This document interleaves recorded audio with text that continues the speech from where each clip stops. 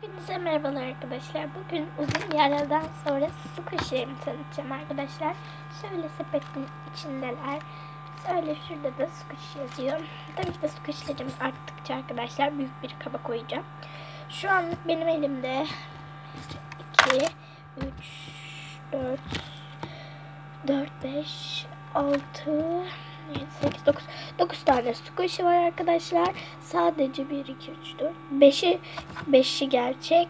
1, 2, 3, 4'ü sahte arkadaşlar. Sahte dediğim kendi yaptım. Ay. Pardon arkadaşlar şöyle. Şimdi arkadaşlar şöyle bir göstereyim ilk önce. Şöyle göstereyim. Şimdi ilk önce yavaş yükselenlerden başlayacağım. Şimdi en yavaş yükselen bir tane squishy'm. Eski bir pandaban. Şöyle bir eski bir pandaban. Bunu Anka'dan almıştım. 14 lira mıydı neydi öyle bir şeydi. Şöyle yavaş yükseliyor. Şöyle bir squishy. Sonra tekrar Anka'dan aldığım dondurma squishy. 13,5 13,90 14 lira. Yine Anka'dan aldığım. Anka'dan aldıklarımı önce göstereceğim. Şöyle tekrar Anka'dan aldım. Bu koptu. Bunu 4 lira mı almıştım. Son olarak Anka'dan aldığım squishy bu squishy. Ayakta durabiliyordu. Koptu ayakları. Başına bayağı şeyler geldi. Bunun fiyatını hatırlamıyorum. Bu 10 olması lazım. Evet arkadaşlar benim favorim bu arada Anka'dan aldıklarım o kadar. Favorilerim ise bu. Birinci bu.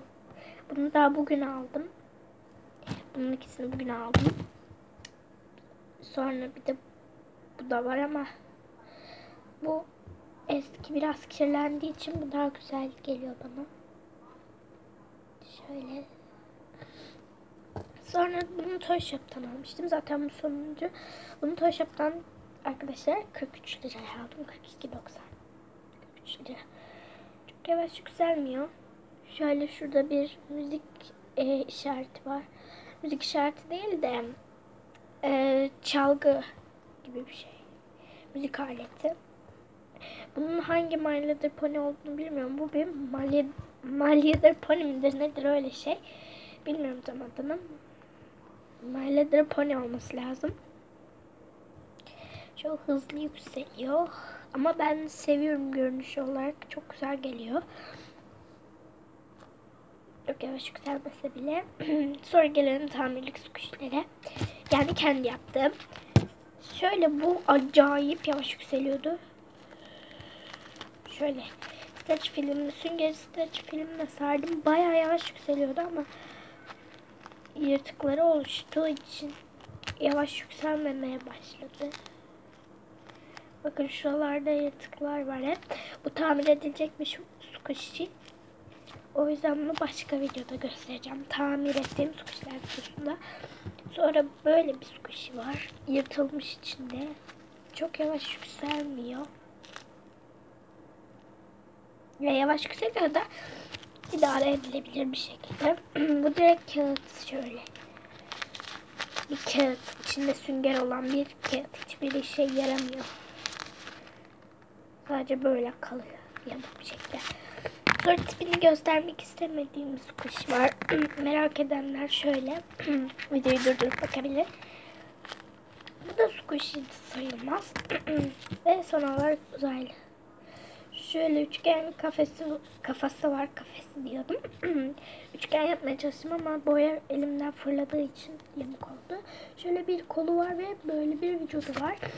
Öyle saçma bir şey. Evet, sizin hangisi favoriniz oldu arkadaşlar? Yorumlara yazmayı unutmayın. Şöyle squishy'leri hep beraber göstermeye çalışıyorum. Tam 5 tane gerçek squishy var. Ay. Çok pardon. Benim zaten favorimi söylemiştim. Tekrar söyleyeyim. Sıralayayım yani. Dondurma squishy birinci. Şöyle parmaklarımı geçirmeyi çok seviyorum. Dondurma squishy birinci şöyle külahı da uygun oluyor. Ve ben genellikle şöyle yapıyorum. Şurada gitse ama çekince kopuyor arkadaşlar. Ben çekmiyorum. Asarım filan. Şöyle birinci. İkinci. Çok slow rising. Üçüncü. Uf. Arkadaşlar uzun zamandır video gelmiyor. Çünkü benim elimde bir tane egzama çıktığı için hem squishy'leri biriktiremedim. Bugün zaten aldık ve böyle oldu. Böyle hızlı yükseliyor. Bir şey daha göstermek istiyorum. Evet arkadaşlar, iki şey göstereceğim. Bir tanesi kurutulmuş çilek. İkincisi unicorn. Unicorn şu şekilde. Saçları tüylü. Şöyle buralarında böyle şeyler var. Ben bunu okul çantama asıyorum. Şöyle bir boynuzu var. Şöyle gözleri var. Sonra kurutulmuş çileğe gelelim. Bunu biz çordan nereden almıştık? Kipa'dan almıştık galiba. Ben hatırlamıyorum ama. Yok, şeyden aldık. Decathlon'dan aldık. Şöyle bir AVM'den, Decathlon'dan. Şöyle bir şey arkadaşlar, merak edenler için. Bunun ayrı videosunu çekecektim ama şöyle bir şey, kurt şey gibi, yaprak gibi. Şöyle.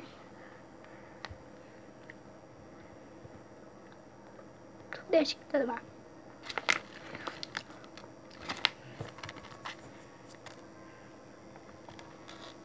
Arkadaşlar ses geliyor olabilir, bilgisayarın yanında çekiyorum.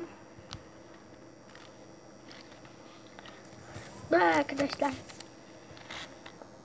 Evet arkadaşlar, videomun sonuna geldim. Sizin favoriniz hangisiydi, yorumlara yazın. Ben tekrar göstereyim ama benim favorim buydu. Ben bazen şöyle parmağıma geçiriyorum. Bunu böyle sıkıyorum. Bu şekilde. Sizin gerçekten favoriniz hangisiyse yorumlara yazmayı unutmayın. Görüşürüz.